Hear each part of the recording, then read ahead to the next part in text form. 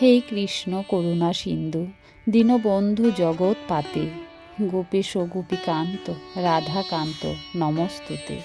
নমস্কার বন্ধুরা, আজ 10ই আষাঢ় 25শে জুন বৃহস্পতিবার। আজকের দিনেই পালন করা হচ্ছে জ্যৈষ্ঠ মাসের শুক্লপক্ষের পাণ্ডবা নির্জলা একাদশী ব্রত, যাকে আমরা ভীমসেনী একাদশীও বলে থাকি।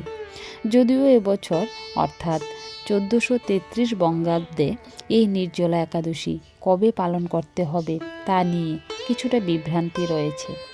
বন্ধুরা, সূর্য সিদ্ধান্ত অর্থাৎ গোস্বামী মতে এই একাদশী বৃহস্পতিবার দিন পালন করতে হবে, কিন্তু চান্দ্র পঞ্জিকা অনুযায়ী অর্থাৎ গৌড়ীয় বৈষ্ণব মত বা ইস্কন মতে এই একাদশী আগামীকাল অর্থাৎ শুক্রবার দিন পালন করতে হবে, যেহেতু পক্ষবর্ধিনী মহাদর্শী যুক্ত হচ্ছে। আমরা জানি যে পক্ষবর্ধিনী মহাদ্বাদশী যুক্ত হয় তখন একাদশী ব্রত দ্বাদশী দিন সম্পন্ন করতে হয়। বলার অর্থ হলো এই যে এই বছর এই একাদশী মূলত দুদিন থাকছে। আপনি আপনার বিশ্বাস মতে এই একাদশী 25 তারিখ বৃহস্পতিবার দিন পালন করতে পারেন, আবার 26 তারিখ শুক্রবার দিনও পালন করতে পারেন। আমি আশা করব বিষয়টি আপনার কাছে পরিষ্কার হয়েছে। নাম থেকে অনুমান করা যায় যে এই একাদশী সম্পূর্ণ নির্জলা থেকে পালন করতে হয়। বছরের সমস্ত একাদশীর মধ্যে এই একাদশী সর্বাপেক্ষা কঠোর হলেও সবচেয়ে বেশি ফল এই একাদশী ব্রত করলেই পাওয়া যায়। পঞ্চপাণ্ডবদের মধ্যে ভীম অত্যন্ত খাদ্যপ্রেমী ছিলেন। তিনি সমস্ত একাদশীর উপবাস পালন করতে চেয়েছিলেন, কিন্তু তার খিদা নিয়ন্ত্রণ না করার কারণে তিনি কোনো একাদশীর ব্রত কখনোই সঠিকভাবে পালন করতে পারেননি। সেই সমস্যা সমাধানের জন্য তিনি ঋষি ব্যাসদেবের কাছে যান। ঋষি তাকে নির্জলা একাদশী ব্রত পালন করার পরামর্শ দেন। ভীম সেই নির্জলা একাদশী ব্রত পালন করে 24টি একাদশীর পূর্ণ অর্জন করেছিলেন। আজ হয়তো আপনি এই একাদশী ব্রত পালন করছেন। প্রত্যেকটি একাদশী ভগবান বিষ্ণুকে সমর্পণ করা হয়েছে। এই একাদশীও তার কোনো ব্যতিক্রম নয়। বন্ধুরা, আজকের দিনে ভগবান নারায়ণ এবং দেবী লক্ষ্মীকে নিষ্ঠার সাথে পূজা করলে সারা বছর পরিবারে সুখ সমৃদ্ধি বজায় থাকে, অর্থকষ্ট বা রোগ ব্যাধি থেকেও পরিত্রাণ পাওয়া যায়। পাশাপাশি ব্যক্তি মোক্ষ লাভ করার পথেও অগ্রসর হয় এবং ভাগবত ধামের পথ আরও প্রশস্ত হয়ে ওঠে। আজকের দিনে শ্রীহরিকে হলুদ রঙের পোশাক এবং হলুদ রঙের মিষ্টান্ন নিবেদন করলে ভগবান অতি সন্তুষ্ট হন। আজ এই ভিডিওতে আপনাকে পাঠ করে শোনাবো নির্জলা একাদশীর ব্রত কথা। তাহলে বন্ধুরা, আজ আমরা শুনবো নির্জলা একাদশীর ব্রত কথা। আপনারা অবশ্যই মনোযোগ দিয়ে শুনবেন এবং অবশ্যই পাশে থাকবেন। বন্ধুরা, জ্যৈষ্ঠ শুক্লপক্ষের এই নির্জলা একাদশীর ব্রত সম্পর্কে বৈবর্ত পুরাণে শ্রী ভীমসেন ব্যাসদেব সংবাদ রূপে বর্ণিত হয়েছে। মহারাজ যুধিষ্ঠির বলেন, হে জনার্দন, আমি অপরা একাদশীর সমস্ত মাহাত্ম্য শ্রবণ করলাম। এখন জ্যৈষ্ঠ শুক্লপক্ষের একাদশীর নাম এবং মাহাত্ম্য কৃপা করে আমার কাছে আপনি বর্ণনা করুন। শ্রীকৃষ্ণ বলেন, এই একাদশীর কথা মহর্ষি ব্যাসদেব বর্ণনা করবেন, কেননা তিনি সর্বশাস্ত্রের অর্থ ও তথ্য পূর্ণরূপে অবগত। রাজা যুধিষ্ঠির তখন ব্যাসদেবকে বললেন, হে মহর্ষি দ্বৈপায়ন, আমি মানুষের লৌকিক ধর্ম এবং জ্ঞানকাণ্ডের বিষয়ে অনেক কিছু শ্রবণ করেছি। আপনি যথাযথভাবে ভক্তি বিষয় নিয়ে কিছু ধর্মকথা এখন আমার নিকট বর্ণনা করুন। শ্রী ব্যাসদেব বলেন, হে মহারাজ, তুমি যেসব ধর্মকথা শুনছ, এই কলিযুগে মানুষের পক্ষে সেই সমস্ত পালন করা অত্যন্ত কঠিন, যা সুখে সামান্য খরচে অল্প কষ্টে সম্পাদন করা যায়, অথচ মহাফল প্রদান করে, এবং সমস্ত শাস্ত্রের সারস্বরূপ সেই ধর্মই কলিযুগে মানুষের পক্ষে করা শ্রেয়। সেই ধর্মকথাই এখন আপনাদের কাছে বলছি। উভয় পক্ষের একাদশী দিনে ভোজন না করে উপবাস ব্রত করবে।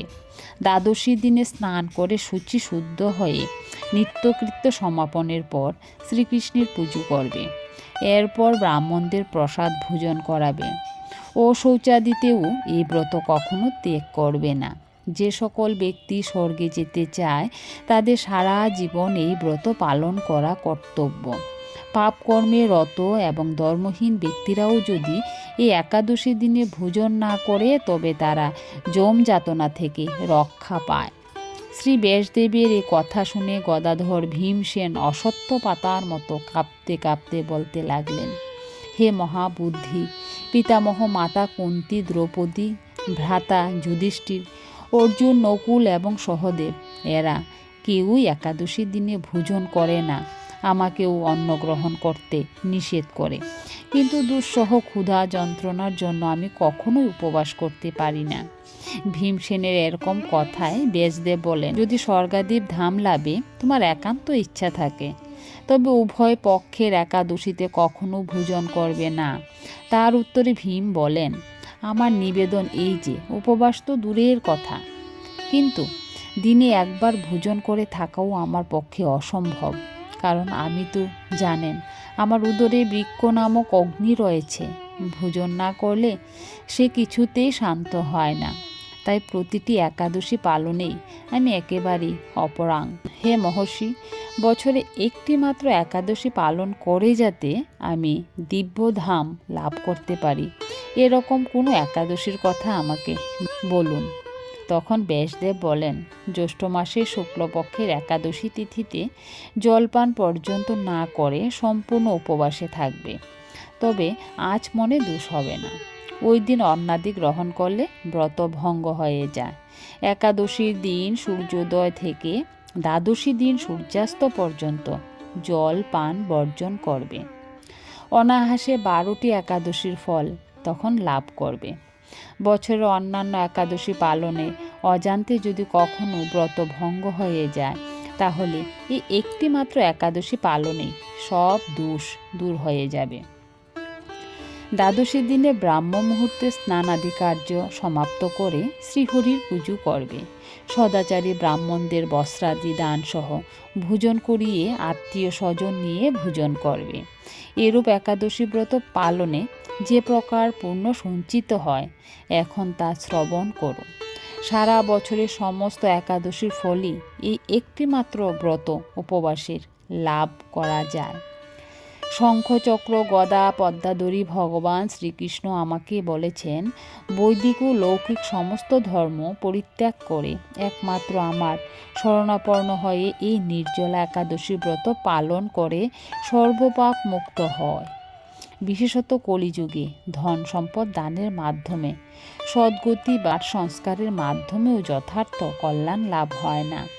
কলিযুগে দ্রব্য শুদ্ধি নেই, কলিযুগে শাশ্বত সংস্কার বিশুদ্ধ হয় না।